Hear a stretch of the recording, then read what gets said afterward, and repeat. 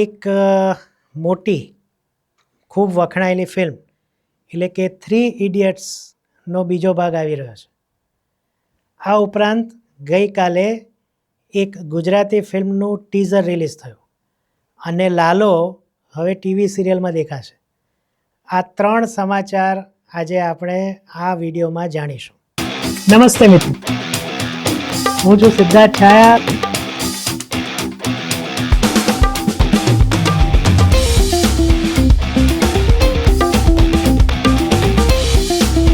તો સ્વાગત છે તમારું સિટ ટોક્સમાં. નમસ્તે મિત્રો, અને સિટ ટોક્સમાં તમારું ફરીથી સ્વાગત છે. આજે આપણે ન્યૂઝની ચર્ચા માટે અને એના વિશ્લેષણ માટે મળ્યા છીએ. આપણો એવો પ્રયાસ રહેશે કે મનોરંજનની દુનિયા સાથે ગુજરાતી અને હિન્દી સંકળાયેલા જે કોઈ પણ ન્યૂઝ હોય એનું થોડું આપણે એનાલિસિસ કરીને એક વિડીયો બનાવીએ, જ્યારે આપણું પોડકાસ્ટ અને આપણા ફિલ્મના રિવ્યૂ ન હોય ત્યારે. તો ચાલો આજે વાત કરીએ પહેલાં આઇકોનિક ફિલ્મ 3 ઇડિયટ્સ વિશે. તો એની પહેલાં હું થોડીક પૂર્વ ભૂમિકા બાંધી લઉં, અને એક એવી રીલ પણ મેં બનાવી હતી કે દાદા સાહેબ ફાળકે ઉપર એક સ્ક્રિપ્ટ બનાવી હતી એવું જાણવા મળે છે રાજકુમાર હિરાણીએ, અને એ સ્ક્રિપ્ટ એણે આમિર ખાનને વંચાવી. આમિર ખાને પોતાનો સમય લીધો અને 3-4 મહિના પછી એમ કીધું કે આમાં તો કોમેડી છે જ નહીં. હવે દાદા સાહેબ ફાળકેના જીવન ઉપર કોમેડી કેવી રીતના બને? એ તો જેવું જીવન જીવ્યા હોય એ જ પ્રમાણે બને ને. એટલે એમાં કંઈ બન્યું નહીં. તો એવું લાગ્યું કદાચ લોકોને કે હવે રાજકુમાર હિરાણી અને આમિર ખાન કદાચ જ ભેગા કામ કરે, પણ એવું નથી. એક સમાચાર એવા આવ્યા છે કે 3 ઇડિયટ્સ પાર્ટ 2 એની સ્ક્રિપ્ટ લોક થઈ ગઈ છે, અને આ ફિલ્મમાં એ જ ટીમ એટલે કે આમિર ખાન, આર માધવન, શર્મન જોશી અને કરીના કપૂર, આ જ બધા ભેગા થશે. આ ફિલ્મનું શૂટિંગ 2026ના સેકન્ડ હાફમાં એટલે જૂન જુલાઈ પછી શરૂ થશે. ક્યારે રિલીઝ થશે એ ખબર નથી, પણ એટલી જ ખબર તો પડી છે કે આ ફિલ્મ એટલી જ કોમેડી હશે અને એમાં એટલા જ ભરપૂર ઇમોશન્સ પણ હશે. બીજા બધા કલાકારો રિપીટ કયા થવાના છે, જેમ કે બમન ઈરાની, મોના સિંહ વગેરે કે નહીં, એની હજી સુધી ખબર નથી પડી. પણ સિટ ટોક્સ ઉપર આપણે એ બાબતની અપડેટ આપતા રહીશું. હવે વાત કરીએ ગુજરાતી ફિલ્મ વિશે.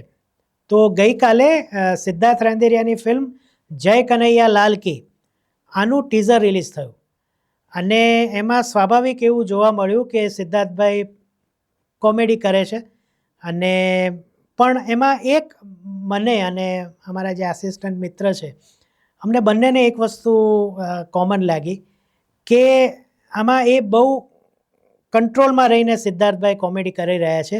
એમની જેમ જે આમ ખુલ્લે મનથી કરતા હોય એ જાતની કોમેડી એમણે નથી કરી. પ્લસ એક મરાઠી ફિલ્મ જે હું કદાચ આવનારા દિવસોમાં જોઈને એનો રસાસ્વાદ કરું કદાચ આ ચેનલ ઉપર, પણ એના ઉપર આધારિત હોય પણ એનું કોમેડી વર્ઝન હોય એવું મને લાગી રહ્યું છે પર્સનલી. હવે છે કે નહીં એ જોઈએ, પણ એમાં હિતુ કનોડિયા પણ છે કડક ઇન્સ્પેક્ટર તરીકે. તો ધર્મેશ મહેતા ડાયરેક્ટેડ આ ફિલ્મ, એની સાથે પણ બીજી એક ફિલ્મ એમની જ આવવાની છે જાન્યુઆરીમાં. તો આના વિશે જે કોઈ પણ માહિતી મળતી રહેશે એ આપણે સિટ ટોક્સ ઉપર અપડેટ લેતા રહીશું. હવે જાણીએ ત્રીજા સમાચાર. તો ત્રીજા સમાચાર એવા છે કે લાલો એ હવે ટીવી સિરિયલમાં આવશે, કાં તો આ વિડીયો જોશો ત્યારે આવી ગયો હોય તો એ નવાઈ નહીં. ક્યોંકિ સાસ ભી કભી બહુથી જે રિટર્ન થઈ છે સિરીઝ, સ્ટાર ટીવીના શરૂઆતના સમયમાં બહુ આઇકોનિક બની ગઈ હતી આ સિરિયલ. આ અને કોન બનેગા કરોડપતિ એક સાથે જ શરૂ થયા હતા. હવે થોડા મહિના પહેલાં તુલસી સાથે બિલ ગેટ્સ એણે વાતચીત કરી હતી ઓનલાઈન, એવો એક એપિસોડ આવ્યો હતો. એટલે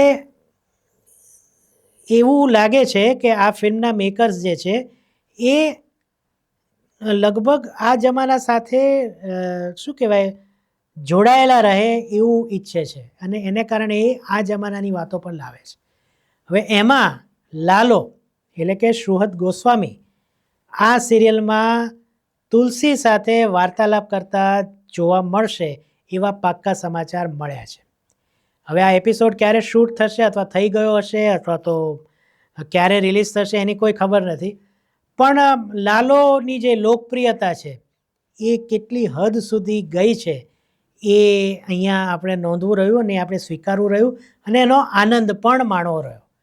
તો આવી જ રીતના લાલોના જે અન્ય કલાકારો છે જેમ કે કરણ જોશી છે કે રીવા રાજ છે, આ લોકો પણ હવે ગુજરાતની બાઉન્ડ્રી તોડીને નેશનલ લેવલે જાય એવી શક્યતાઓ વધી ગઈ છે, કારણ કે આ ફિલ્મે જબરદસ્ત પરફોર્મન્સ કર્યું છે અને લોકોનું ધ્યાન પોતાની તરફ ખેંચ્યું છે. તો આશા રાખીએ કે આ એપિસોડ જ્યારે આવે ત્યારે એની ક્લિપ્સ વાયરલ થાય, કારણ કે સિરિયલ જોવામાં તો બહુ રસ નથી.